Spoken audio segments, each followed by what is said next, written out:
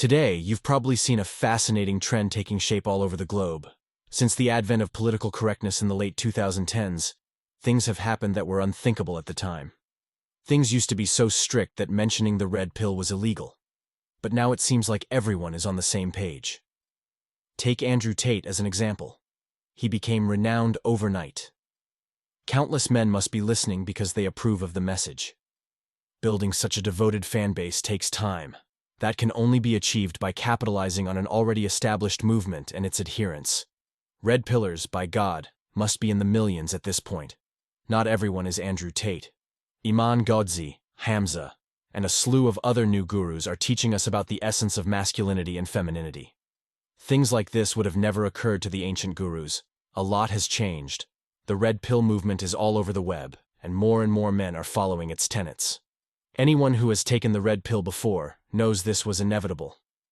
But I'll explain the worldwide success of the red pill movement for the benefit of the new guys and other viewers.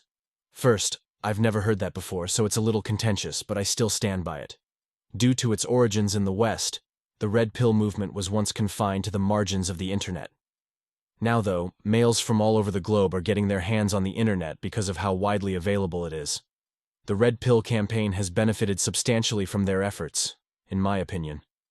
Back in the day, only the ultra-wealthy from outside the West could afford smartphones and computers. Soon, men from various walks of life will be joining us. These individuals have a firm grasp of the movement's tenets despite their humble origins. They may identify with the movement since they were not born into wealth and privilege.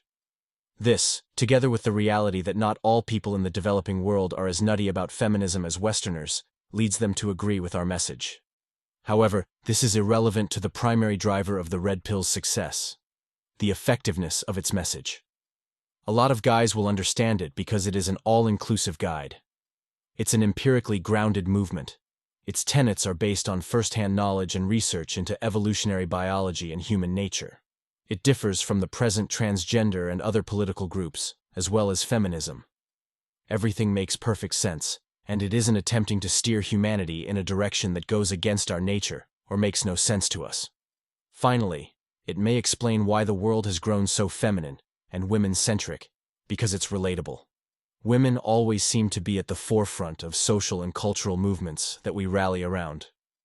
Nothing about our self-invented interests or hobbies is masculine. When you think about it, there is absolutely nothing manly about spending time in front of the TV, computer, or a book. Things like these aren't inherently bad, but historically speaking, guys didn't devote all of their leisure time to them. Men are known for their innate curiosity, ability to work in groups, and desire to develop and conquer. All too often, these vital components are absent from modern culture. Due to the absence of these components, there are essentially no more mentors in the traditional sense. Across the globe, there are no unadulterated macho guys. Your grandpa was one of these individuals. They used to be commonplace in Denali and every town. Their advice made sense because these men had lived through a lot. We have intellectual counselors on the left, and physical education teachers who can't even run a mile. None of these people serve as mentors in our schools. Almost no one encourages young men to engage in activities that bring them joy, provides them with direction on how to grow into manhood, and focuses solely on academics and bookworming. However, mentoring doesn't stop with young males. The world is full of confused old men. A lot of men find themselves in relationships they would rather not be in.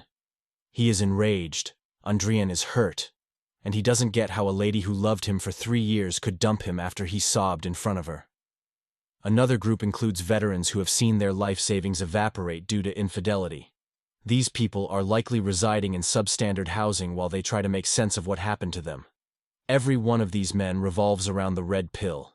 It is the pinnacle of 21st century men's mentors and bridges. Men who have come to know the truth, who have grasped the current legal system and the true character of women, and who wish to impart this knowledge to younger men, can find a home here. What they really want, though, is for young men to be proud of their manhood. We all desire it as a young man, but we don't know how to get it. Everyone he's met has informed him that typical masculine attributes are outdated and harmful in today's society. Still, he longs for an outlet for his sexuality and an area to release his aggression. The red pill shows him the way. It will break him out of his rut, encourage him to take better care of himself, and redirect his attention away from girls all day. After he finishes all of that, only then will he understand women for what they really are. No matter what women say, this is how they will truly behave, treat you, and judge you. We don't want to frighten him or make him hate women, but we do want him to know that. To avoid being one of those men who got burnt by a woman, it's important to know what women actually want if you want to have success with them. The red pill encourages men already in committed relationships to assert their dominance and embrace their manhood. By showing men what they are really capable of, we are assisting them in reaching their full potential. For the time being, that is our aim. Another important thing is to inform them on the laws of divorce, harassment, rape charges, and prison sentences. Until we can gather a large following, it is essential that every man is aware of these things so that he does not become a victim. A woman's word carries more weight than a man's in today's biased legal system. A woman can destroy a man's life and career with the mere accusation of infidelity or false accusations against him.